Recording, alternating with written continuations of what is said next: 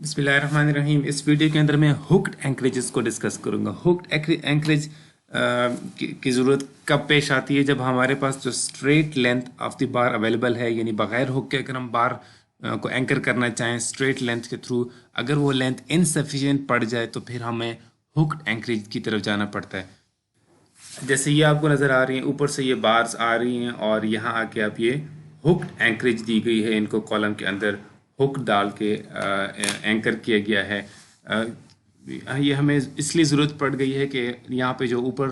Negative reinforcement है, जिसने top reinforcement जिसने नेगेटिव मोमेंट को रेजिस्ट करना है, जिसमें टेंसाइल स्ट्रेसेस आनी है, ये क्रिटिकल सेक्शन होगा exterior and for negative moment इस जगह के लिए, यानी जो एक्सटीरियर एंड के ऊपर आप मोमेंट निकालते हैं, तो उस जगह के लिए रिइंफोर्समेंट जो डिज़ाइन की गई थी वो इस लोकेशन पे थी, और वो आगे जाके इस तरफ भी हमने कंटिन्यू करनी थी सर्टेन लेंथ, और इस तरफ भी हमने इसको कंटिन्यू करनी थी। अब ये चूंकि इससे आगे बीम ये जा नहीं रहा, ये इसका आखिरी इस कॉलम के अंदर ये फ्रेम हो रहा है, एक्सटीरियर एंड है इसका। अब स्ट्रेट लेंथ हमारे पास इस तरफ अवेलेबल नहीं है कि हम उसको स्ट्रेट लेंथ दे सकें। कॉलम की विड्थ इतनी ज़्यादा नहीं है, पॉसिबली आमतौर पे इतनी ज़्यादा नहीं होती कि हम उसके अंदर जो स्ट्रेट लेंथ हमें रिक्वायर्ड है डेवलपमेंट के लिए, वो इसके अंदर स्ट्रेट बार को छोड़ दें और वो फिर भी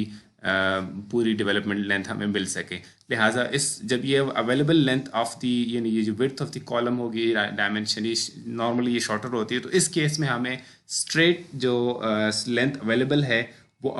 टू डेवलप द बार वो इनसफिशिएंट हो, तो फिर उस केस में हमें एडिशनल एंकरेज की ज़रूरत पड़ती है। अब आगे जाके हमने डिस्कस करना है इस तरह की और न्यूमेरिकल एग्जांपल्स को, जहाँ पे आपने यहाँ इस जगह के लिए आपने रिइंफोर्समेंट डिज़ाइन कर दिया है, इस जगह इसका स्ट्रेस आप एक्सपेक्ट कर रहे हैं कि एफ वाई पे पहुँचेगा, तो इससे इस तरफ भी आपको डेवलपमेंट लेंथ प्रोवाइड करनी होगी और इस तरफ भी प्रोवाइड करनी होगी। जैसे पहले मैंने बात कर ली, इस तरफ आपके पास बीम की लेंथ है तो इसके अंदर आप स्ट्रेट लेंथ अब ऐड कर सकेंगे, लेकिन इस तरफ आपके पास और लेंथ अवेलेबल नहीं है स्ट्रेट लेंथ, तो इसलिए आपको हुक्ड एंकरेज देना पड़ेगा। तो ये इस तरह की सिचुएशन बड़ी कॉमन है, और ये पहले जैसे शुरू में मैंने बात की थी कि ये बड़ा इंपॉर्टेंट चैप्टर है। ये आपको अगर ये आपको नहीं आएगा तो बिलीव मी, लोग आपके ऊपर शायद आपको वो समझेंगे जैसे कोई बंदा होता है ना जिसको कुछ नहीं आता होता, उस तरह का आपको समझेंगे कि यार इसको ये बेसिक चीज़ों का नहीं पता। So please be very attentive, इसको बड़ा केयरफुली आप समझ लीजिएगा हुक्ड एंकरेजेस को, और specially in general development length को। ये साइट के ऊपर भी आपको, चाहे आप नई डिज़ाइनर नहीं भी हैं, आप एग्जीक्यूशन में हैं, तब भी आपको ये चीज़ें समझ आनी चाहिए।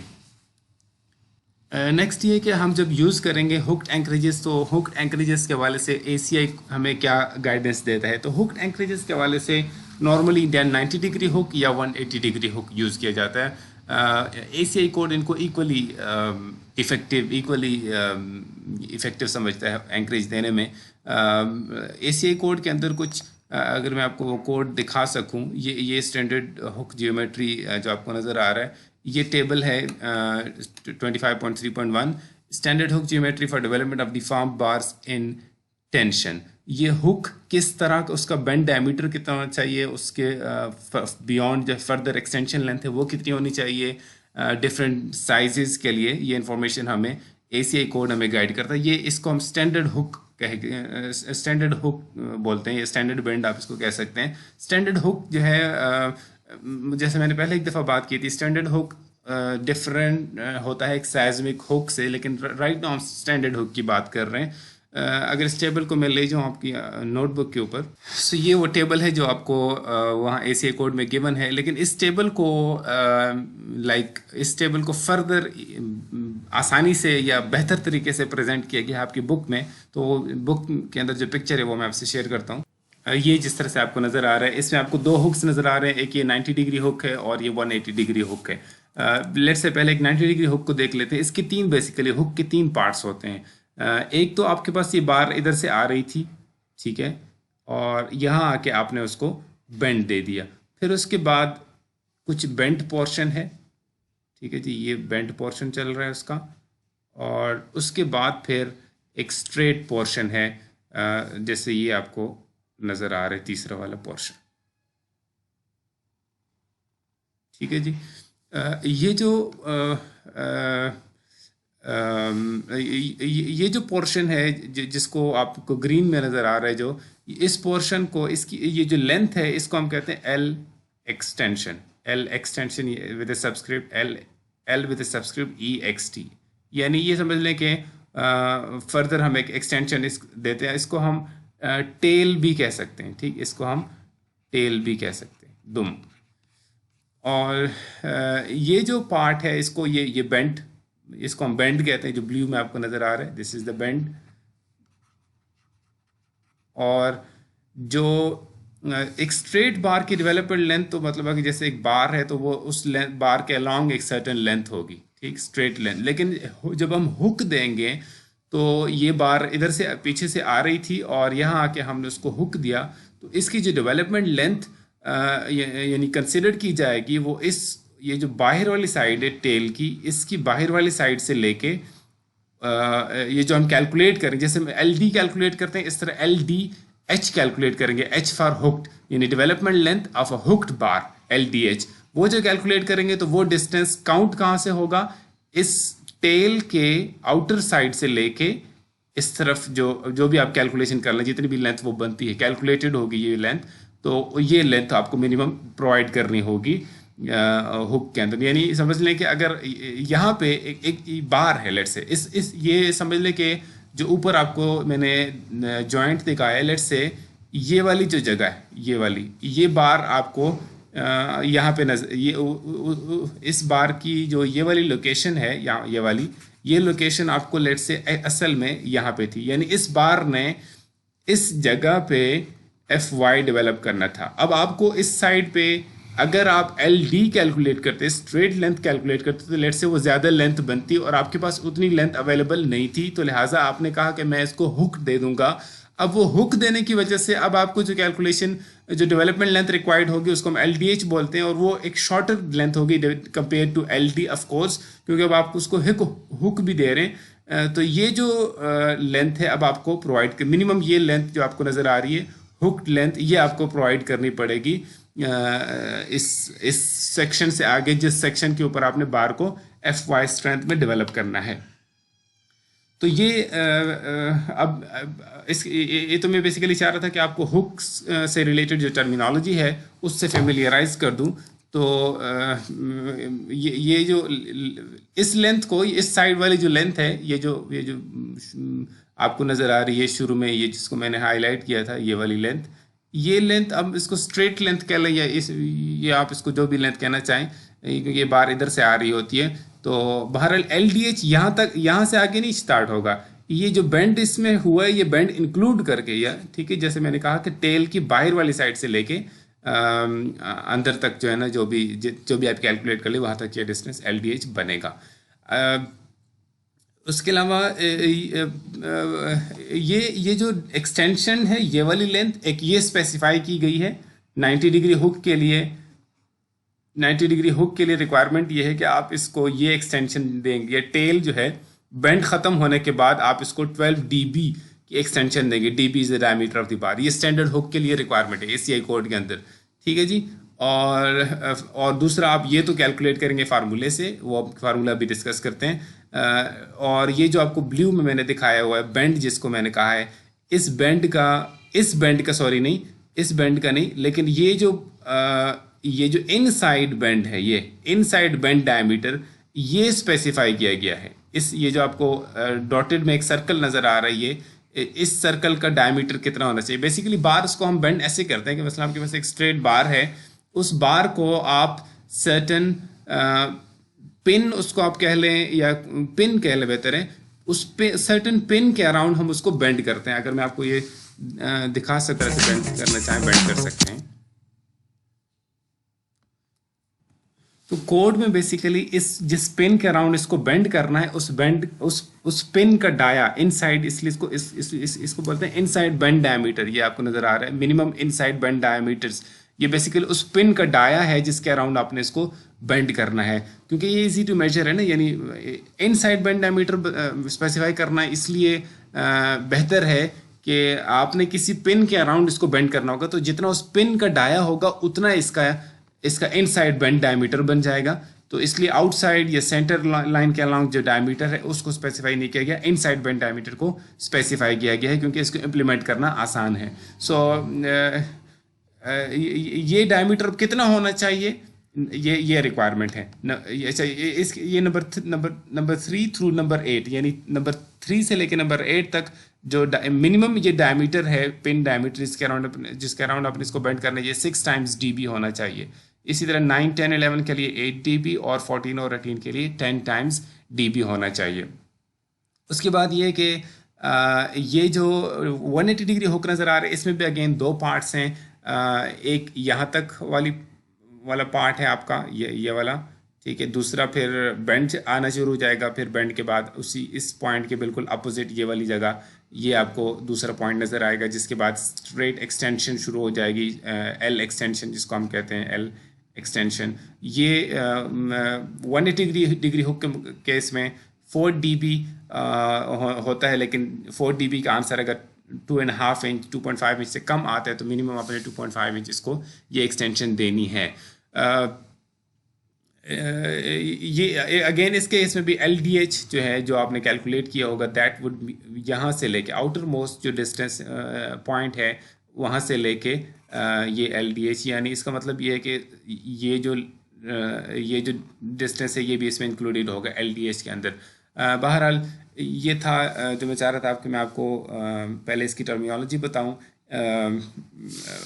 ये स्टैंडर्ड हुक्स की बात हो रही है ACI टेबल 25.3.1 के अंदर जो गिवन है। ये टेबल में जो इन्फॉर्मेशन गिवन है वो सारा कुछ इन दो फिगर्स के अंदर आपको कंबाइन करके दिखाया, क्योंकि जो बेंड डायमीटर्स है ना, इनसाइड बेंड डायमीटर्स, ये 90 डिग्री हुक हो या 180 डिग्री हुक दोनों के लिए एक जैसे हैं। फ़र्क कहाँ पे है? ये जो 90 डिग्री के केस में जो टेल एक्सटेंशन है ये ज़्यादा देनी पड़ती है, 180 डिग्री हुक के केस में ये टेल एक्सटेंशन कम देनी पड़ती है।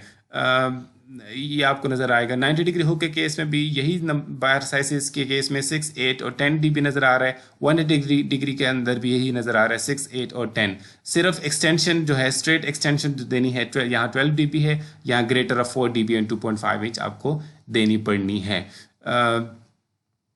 सो ऐसे ये एक तो ये वाला टेबल है 25.3.1 जो कि standard hook geometry for development of bars deform bars in tension, यानी ये जो बार है बेसिकली ये टेंशन कैरी कर रहा है, यानी जैसे फ्लेक्सुरल बार है या यानी लॉन्गिट्यूडनल री बार जिसको हम कहते हैं, यानी उसके अंदर आप हुक दे रहे हैं जैसे आपको ऊपर मैंने दिखाया ये वाली। लेकिन एक हुक जो है वो स्टिरअप के अंदर हमने डिस्कस की हुई है कि स्टिरअप्स में भी हुक्स देनी हुक्स हम देते होते हैं, तो वो उसके लिए अगला टेबल है 25.3.2 जो कि पहले मैंने आपको दिखाया था जब हम शेयर का टॉपिक पढ़ रहे थे। तो ये जो इसके अंदर और जो स्टैंडर्ड पीछे जो हुक्स डिस्कस हुई हैं उनमें थोड़ा सा डिफरेंस है। मैं जस्ट फॉर कंपैरिजन आपको दिखा देता हूँ कि स्टिरअप में जो हम हुक्स की बात करते हैं तो वो वाला हुक और ये वाले हुक में थोड़ा सा फ़र्क होगा। वो फ़र्क आपको दो चीज़ों में नज़र आएगा, इनसाइड बेंड डायमीटर्स में भी फ़र्क नज़र आएगा और स्ट्रेट एक्सटेंशन जो देनी है उसके अंदर भी आपको डिफरेंस नज़र आएगा। क्योंकि हुक जब हम स्टिरअप की बात करते हैं तो वहाँ पे इतनी ज़्यादा हमारे पास लेंथ अवेलेबल नहीं होती, तो 90 डिग्री हुक के केस में जो है वो आपको नज़र आ रहा है कि ये जो एक्सटेंशन है ये कम देनी पड़ती है। स्ट्रेट एक्सटेंशन 90 डिग्री हुक के केस में 3 से 5 हो तो greater of 6 dB and 3 inch, और अगर 6 से 8 हो तो फिर ये आपको 12 dB पे जाना पड़ता है, अदरवाइज दिस इज़ स्मॉलर। चूँकि स्टिरअप्स हम नॉर्मली 3 से लेके 5 के अंदर ही साइज़ नॉर्मली होता है, तो इसलिए आमतौर पे हम इस जगह में फॉल कर रहे होते हैं। और मिनिमम इनसाइड बेंड डायमीटर ये आपको 4 dB नज़र आ रहा है और उधर आपको 6 dB नज़र आ रहा था। 3 से लेके 8 सब के लिए 6 dB था, लेकिन यहाँ पे चूँकि आपको नज़र आ रहा है 3 से 5 डिफरेंट है 4 dB। ये अगेन फिर सेम हो जाता है जो आपको ऊपर नज़र आ रहा है। ये भी I am sorry yes 6 dB यहाँ पे भी है for 6, 7 and 8 number 6, 7 and 8 bars, और ये भी 6 dB है 6, 7, 8 के लिए। लेकिन आमतौर पे चूँकि हम यहाँ से पिक करते हैं तो हमारा रिक्वायर्ड जो मिनिमम इनसाइड बेंड डायमीटर है वो 4 dB अक्सर हमें यूज़ करने की फैसिलिटी आप कह लें या रिलैक्सेशन मिल जाती है। और बाकी फिर 135 डिग्री हुक हो या 180 डिग्री हुक हो ये चीज़ें उसी तरह से हैं जैसे 90 डिग्री हुक में है 4 dB 6 dB 4 dB 6 dB और इसी तरह 4 dB और 6 dB, यानी मिनिमम इनसाइड बेंड डायमीटर के अंदर ये मैटर नहीं कर रहा कि 90 डिग्री हुक है या 135 है या 180 डिग्री हुक है। बार साइज पे ऑफ कोर्स डिपेंड करता है और फार्मूला भी इस पे डिपेंड करते हैं। और फिर आपको 4 टाइम्स dB ये जाहिर है जितना बड़ा डाया होगा उतने जितने बड़े डाया की बार होगी उतना बड़ा उसको मिनिमम इनसाइड बेंड डायमीटर देना पड़ेगा आपको। बाकी फिर कुछ और आपको ये डिटेल्स हम पहले डिस्कस कर चुके हैं। हुक स्टिरअप की जो हुक्स होती हैं या टाइज या हुक्स की जो हुक्स होती हैं उनमें 90 और 180 के अलावा एक और हुक हमने डिस्कस की थी 135 डिग्री हुक, ये भी प्रेफरेबल होती है। सो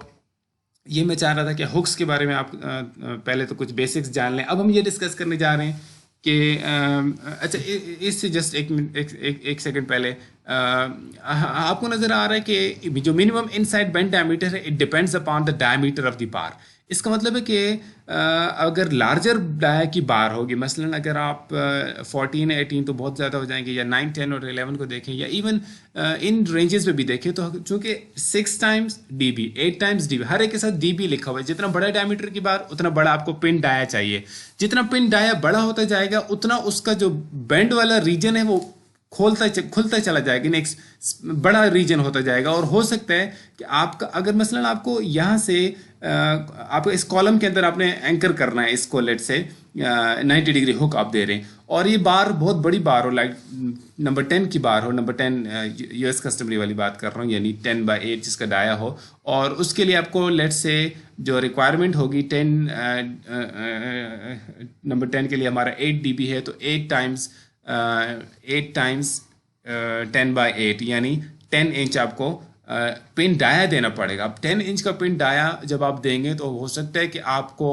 आपके लिए पॉसिबल ही ना हो कि ये बार इसके अंदर एंकर हो, यानी फिट हो सके, ये साइज इतना बड़ा बने कि अगर आप बेंड दें तो आप हुक है ये बाहर यहाँ आके पूरा हो रहा हो, यानी स्टील कॉलम से बाहर जाके वो उसकी डायमेंशन बन रही हो, तो फिर उसका मतलब वो फिट नहीं हो पाएगा। तो हो सकता है कि आपको बड़े डाय से फिर छोटे डाय में आना पड़ जाए, because you are simply unable to accommodate that large bend required for that larger dia of the bar. So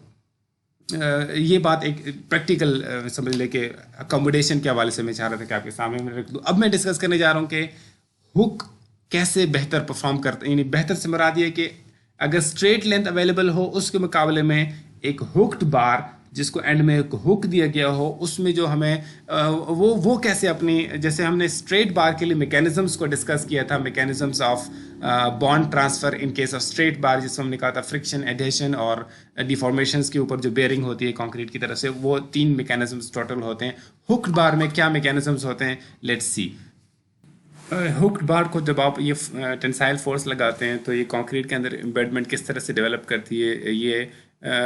skin के अलॉन्ग ये आपको जो नज़र आ रही है फोर्स, ये फ्रिक्शनल फोर्स डेवलप करती है। और उसके अलावा एडिशनल जो बेसिकली एडवांटेजेस चीज़ है हुक के केस में वो ये है कि जब आप इसको बाहर निकालना चाह रहे हैं तो ये कंक्रीट के अंदर इस तरह से एम्बेडेड होता है कि यहाँ पे जो कंक्रीट होती है वो कंक्रीट इसको ज़ाहिर नहीं मूव होने देती, और ये बार बेसिकली बेयर कर रहा होता है, बार जो है वो बेयर कर रहा होता है कंक्रीट के ऊपर, और कंक्रीट इन ये जो आपको नज़र आ रही बेयरिंग स्ट्रेसेस ये कंक्रीट अप्लाई कर रहा है। जो इस बेंड के अंदर कंक्रीट है वो कंक्रीट इस हुक के इस बेंड के ऊपर वो बेयरिंग स्ट्रेसेस अप्लाई करता है, जिसकी वजह से बार को ये जो स्किन के थ्रू डेवलप करनी है फोर्स वो रिक्वायर्ड कम हो जाती है। यानी basically major portion is coming from this bearing resistance coming from concrete. अच्छा, इसकी वजह से अब चूंकि अगर आप इमेजिन करें एक चीज़ को आप खींच इस तरह से रहें और आपको रेजिस्टेंस कुछ इस जगह से मिल रही हो, तो ये बेसिकली एक, चूंकि कोलिनियर नहीं है, ये ऐसा नहीं है कि टी फोर्स इधर लग रही बार में और आपको बेयरिंग इधर से मिल रही है, बेयरिंग थोड़ी नीचे से मिल रही है। इसका नतीजा ये निकला कि ये वाली फोर्स और ये वाली फोर्स नॉन कोलिनियर है। इसका नतीजा ये निकलेगा कि summation F X equal to 0, ये तो सेटिस्फाई हो गया, लेकिन मोमेंट जो है नेट मोमेंट की टेंडेंसी यानी ओवरऑल हुक के ऊपर टेंडेंसी है कि हुक जो है वो इस तरह से रोटेट करे, ठीक है, इस तरह से रोटेट करे। अब इस रोटेशन को जाहिर है जब ये रोटेट होना चाहेगी तो ये जो यानी ये हुक चाह रही है कि मैं ऐसे हो जाऊं यूं करके, ठीक है, यूं ऐसे करके, और फिर ये ऐसे इस तरह से रोटेट होना चाह रही है यूं इस डायरेक्शन में। अब ये इस रोटेशन को प्रिवेंट कैसे किया जाएगा, बाय अब चूंकि पीछे भी कंक्रीट है, यहाँ भी कंक्रीट है टेल के पीछे। अब वो कंक्रीट को ये जो हुक है, ये वाली टेल इसकी, ये इसको ऐसे दबाने की कोशिश करेगी इस कंक्रीट को, यानी कंक्रीट के अंदर इस साइड के ऊपर भी कंप्रेसिव स्ट्रेसेस आएंगी, ठीक है, कंप्रेसिव स्ट्रेसेस डेवलप होंगी। और इधर जो है वो बेयरिंग स्ट्रेसेस, वो भी बेसिकली कंप्रेसिव स्ट्रेसेस हैं। बेयरिंग का वर्ड हम यूज़ करते हैं जब दो डिफरेंट, यानी एक बॉडी दूसरी, यानी जो इंटरफेस पे कंप्रेसिव स्ट्रेसेस हैं उनको हम बेयरिंग स्ट्रेसेस कहते हैं, यानी जहाँ पे स्टील और कंक्रीट का कांटेक्ट है, ठीक है, बेयरिंग स्ट्रेस। जब तो डिफरेंट मटेरियल्स एक दूसरे के अगेंस्ट कंप्रेस करते हैं तो उन स्ट्रेसेस को जो इंटरफेस पे डेवलप होते हैं उनको हम बेयरिंग स्ट्रेसेस कहते हैं। तो ये बेसिकली यहाँ पर भी बेयरिंग कंक्रीट को पुश कर रहा होता है, और कंक्रीट इन रेजिस्टेंस जो है, क्योंकि वो वहाँ पे सफिशेंट लेंथ यहाँ पे, इसलिए जो है वो सफिशेंट कवर का होना ज़रूरी है, टेल के पीछे सफिशेंट कंक्रीट का होना ज़रूरी है। ऑफ कोर्स इस तरफ भी सफिशेंट कंक्रीट का होना ज़रूरी है, अदरवाइज तो ये जो बार है जो कंक्रीट के ऊपर इस तरह से बेयरिंग स्ट्रेस अप्लाई कर रहा है और इन रेजिस्टेंस कंक्रीट इसको ये जवाब में बेयरिंग स्ट्रेसेस दे रहा है, तो ये बेसिकली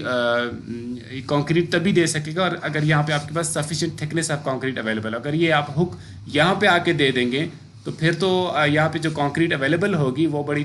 थिन सी कंक्रीट होगी और उसको शायद इजीली ये हुक क्रश कर सकेगा और एटलीस्ट आपका ये जो कवर कंक्रीट है ये स्पाल हो सकती है। अगर आप ये हुक जो आप दे रहे वो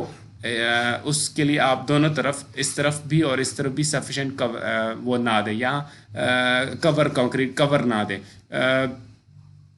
तो अब ये फेल होता किस तरह से जब ये लोडिंग लगती है, आमतौर पे क्या एक्सपेक्ट किया जाता है कि मसलन क्यों ये, अगर ये किसी वजह से ये फेलियर हो एंकरेज का इस हुक बार के अंदर, तो किस तरह का फेलियर इसके अंदर एक्सपेक्ट किए जाते हैं। तो इस बुक के मुताबिक मोस्ट कॉमन जो केसेस हैं उनमें यहाँ पे जो कंक्रीट है इसका क्रश हो जाती है और लोकल, यानी कंप्रेसिव जो स्ट्रेसेस हैं जिसको बेयरिंग स्ट्रेसेस कह रहे हैं, लोकल कंप्रेसिव स्ट्रेसेस, उनकी वजह से जो कंक्रीट में स्ट्रेसेस आ रही हैं उसको कंक्रीट की एबिलिटी टू बेयर दो स्ट्रेसेस जब एग्जॉस्ट होती है तो ये क्रशिंग जो है कंक्रीट की हो जाती है। Crushing of the concrete inside the bend, this is the most common failure of hooked anchorage. Occasionally ये भी हो सकता है कि आप, माइनर केसेस में ये हो सकता है कि आपकी ये जो कंक्रीट है ये क्रैक हो जाए और ये जो हुक है ये बेसिकली स्ट्रेटन अप हो जाए, यानी जो कि बेसिकली आपने इस तरफ तो ये एम्बेडेड है ही, तो ये बार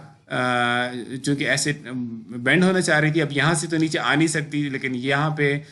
उसकी चूँकि टेंडेंसी है कि वो स्ट्रेटन अप हो जाए, बार स्ट्रेटन अप होना चाह रही है, तो अगर ये वाली कंक्रीट ख़त्म हो जाएगी तो ये बार डेफिनेटली जो कि अभी इस वक्त ऐसे आ रही है ये बार फिर यूं जाके स्ट्रेट होने की टेंडेंसी रखेगी, और अगर इस कंक्रीट को ये अपने रास्ते से हटा सके तो ये bar it will definitely tend to straighten up और इस बेंड को ये ख़त्म करने की टेंडेंसी रखेगी क्योंकि आप इस तरफ से इसको पुल करने की कोशिश कर रहे हैं। तो बहरहाल ये इसका फेलियर पॉसिबिलिटीज़ हैं जो मैं आपके सामने रख ली हैं। ये तो बार टेंशन में हमने बिहेवियर इसका देखा। कंप्रेशन में आप बार को हुक दें या ना दें, it doesn't benefit any, it doesn't benefit the anchorage, यानी बेंड का फ़ायदा टेंशन में देना, यानी बार जो बार टेंशन फोर्स कैरी कर रही है उस फोर्स को अगर आप बेंड देते हैं इस तरह से, एंकरेज थ्रू हुक देते हैं, तो फिर इस तरह से उसकी एंकरेज इंप्रूव हो जाती है और आपको कम डेवलपमेंट लेंथ जिसको हम LDH बोलेंगे वो रिक्वायर्ड होगी। फर्दर थोड़ा सा मज़ीद इनसाइट को देखने के लिए कि बार किस तरह से स्ट्रेसेस को कैरी कर रहा होता है और किस तरह की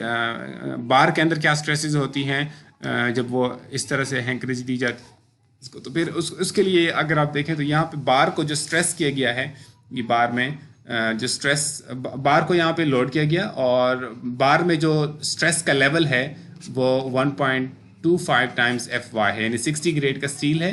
60 KSI उसका वो है यील्ड स्ट्रेंथ है उसकी, और ज़ाहिर है 60 KSI पे तो खाली उसकी यील्डिंग होगी, यील्डिंग के बाद वो फर्दर लोड आपको पता है वो ले सकता है। तो इस बार को 1.25 टाइम्स FY स्ट्रेस लेवल पे, यानी इसकी यील्डिंग हो चुकी है, उस लेवल तक जब स्ट्रेस किया गया और इस तरह से हुक्ड एंकरेज उसको दी गई थी कंक्रीट के अंदर, तो यहाँ पे ये जो स्ट्रेस लेवल है बाहर, ये सारी जगह में स्ट्रेस लेवल 1.25 टाइम्स FY जो कि 75 KSI बनता है, 1.25 इंटू 60 75 KSI, ये उसके अंदर स्ट्रेस लेवल था। जैसे ही कंक्रीट के साथ उसका बॉन्ड स्टार्ट हुआ इस रीजन के अंदर से बाद से, ठीक है, बार स्ट्रेस यहाँ पे पूरा का पूरा बार ही रेजिस्ट करेगा क्योंकि कंक्रीट अभी नहीं स्टार्ट हुआ। तो जैसे ही कंक्रीट का अपना रोल प्ले करना शुरू कर जाएगी तो कुछ स्ट्रेस जो है फ्रिक्शन के थ्रू, कुछ स्ट्रेस जो है वो कंक्रीट को ट्रांसफ़र होगी, जैसे एक स्ट्रेट बार में ट्रांसफ़र होती है। तो ये बार का स्ट्रेस रिड्यूस होना शुरू हो जाएगा और यहाँ जो आपको लास्ट पॉइंट है बेंड से पहले तक, वहाँ आपको स्ट्रेस 57 KSI तकरीबन यहाँ पे, या बल्कि यहाँ से थोड़ा सा पहले तक यहाँ पे वो 57 KSI का स्ट्रेस उसमें ये एक्सपेरिमेंटली ऑब्जर्व किया गया, ठीक है। 75 से ये डाउन टू 57 आ गया बार में स्ट्रेस। उसके बाद से जब बेंड शुरू हुआ तो उसके बाद से फर्दर बार में स्ट्रेस रिड्यूस होना शुरू हो गया और यू कैन सी के यहाँ आके जहाँ बेंड तकरीबन ख़त्म हो गया वहाँ पे उसका स्ट्रेस 13 KSI पे, जो कि मच लेसर है बार में। बाकी स्ट्रेसेस कंक्रीट को ट्रांसफ़र हो चुकी हैं, सम थ्रू फ्रिक्शन, सम थ्रू बेयरिंग, ठीक है। बार में स्ट्रेस इसलिए कम है और जैसे एंड की तरफ आएंगे टेल के तो वहाँ पे बार बिल्कुल आप एक्सपेक्ट भी यही करेंगे कि यहाँ पे ज़ीरो स्ट्रेस होगा, क्योंकि अभी तक यहाँ पर आते आते सारी की सारी फोर्सेस कंक्रीट को ट्रांसफ़र हो चुकी हैं, तो बार में स्ट्रेस ज़ीरो हो जाएगा। स्लिप क्या चीज़ होती है? अगर आप मसलन एक स्लिप का मैं अगर आपको कॉन्सेप्ट दूं कि स्लिप है क्या, बेसिकली मसलन एक कंक्रीट आपने लेट्स से कास्ट कर ली है और उस कंक्रीट को आपने उस कंक्रीट के अंदर लेट्स से आपने एक बार को एम्बेड किया, ठीक है। Let's embed bar in this concrete, ठीक है जी, ये आपने बार इसमें एम्बेड कर लिया। अब इस बार को आप फर्दर जब आप इसको लेट से पुल करेंगे, यहाँ से आप फोर्स अप्लाई करेंगे, सम टेंसाइल फोर्स लेट से, तो परफेक्ट बॉन्ड का मतलब ये है कि बार और कंक्रीट के बीच में कोई स्लिपेज नहीं होगी। परफेक्ट बॉन्ड का ये मतलब है, ठीक है। यानी जो at the interface of steel and concrete दोनों में सेम स्ट्रेन होगी, लेकिन प्रैक्टिकली ऐसा नहीं होता। जब आप बार को पुल करते हैं, कंक्रीट के अंदर से पुल करने की कोशिश करते हैं, तो थोड़ी बहुत स्लिपेज हो जाती है। बार का सर्टेन लेट्स से यहाँ पर है बार का एक point before application of load और सराउंडिंग कंक्रीट जो है वो यहाँ पर है, ठीक है। दोनों एक जैसे एक दूसरे के ऊपर हैं इस वक्त before application of load. Load लगने के बाद स्टील बार जो है वो टू द राइट चली गई, यहाँ आ गई। मैं थोड़ा सा एग्जेजरेटेड ड्रॉ करने जा रहा हूँ, ठीक है। और उसके साथ जो कंक्रीट सराउंडिंग में लगी हुई थी वो यहाँ पे आ गई, ठीक है। अब स्टील ने जो मूवमेंट कर ली है टू द राइट वो है जनाब इतनी, और जो कंक्रीट थी सराउंडिंग उसने मूवमेंट कर ली इतनी। अब ये जो डिफरेंस है ये डिफरेंस कहलाता है slip.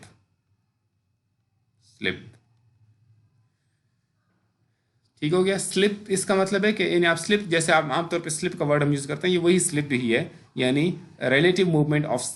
Steel and the surrounding concrete. तो बार को जब हमने इस तरह से लोड अप्लाई किया है तो इस पॉइंट पे जो स्लिप मेजर किया गया, यानी before application of load steel का यहाँ वाला सेक्शन और कंक्रीट ये एक जगह पे थे। जब लोड को पुल अप्लाई किया गया तो आपको स्टील बार ने टू द राइट मूव किया और कोई जो सराउंडिंग कंक्रीट है उसने भी टू द राइट मूव किया, लेकिन उतना ज़्यादा मूव नहीं किया जितना कि स्टील ने मूव किया। तो ये जो स्लिप को मेजर किया गया वो इस पॉइंट एट पॉइंट ए जो स्लिप मेजर किया गया that was 0.036 inch at this load level, जो आपको नज़र आया है यहाँ पे जब 45 किप्स लोड लग रहा था। और यहाँ पे जो स्लिप आपको बी पॉइंट पे नज़र आया at the end of the straight portion, वो आपको 0.012 इंच स्लिप, और फिर यहाँ पे और कम स्लिप आपको नज़र आ रहा है, लेकिन ये जो स्लिप है ये टू द राइट है, ठीक है। यानी कंक्रीट स्टील ने इस तरफ आना था और कंक्रीट ने भी इस तरफ आना था, तो जाहिर है कि दोनों परफेक्टली उस तरह से इकट्ठे नहीं गए। पॉसिबली इस केस में कंक्रीट आगे ज़्यादा चली गई है और स्टील उतना ज़्यादा शायद ना आगे गया हो, क्योंकि ये तो नहीं हो सकता कि स्टील बार जो है वो कंक्रीट से आगे चला जाए। May be this is lag of steel behind concrete, ठीक है। राइट वर्ड, कंक्रीट ज़्यादा आगे चला गया और स्टील कम आगे गया। और अच्छा, इसमें एक और फिनोमिनन होता है जो कि ऊपर हमने मेंशन करना, मैं याद नहीं रहा मुझे। जब आप इसको इस तरह से लोड अप्लाई करते हैं तो जाहिर है ये जो हुक है इसकी कोशिश है इस तरफ आने की, तो उस सराउंडिंग जो इसकी इस तरफ वाली कंक्रीट है बाहर, इस कंक्रीट से चूंकि ये दूर जाने की कोशिश कर रहा होता है तो यहाँ पे थोड़ा सा गैप भी बन जाता है, जस्ट मैं मेंशन करना भूल गया था। अदरवाइज ये बस गैप बनने की बात मैं बतानी थी कि बस थोड़ा सा गैप बन जाता है ये गैप। राइट। सो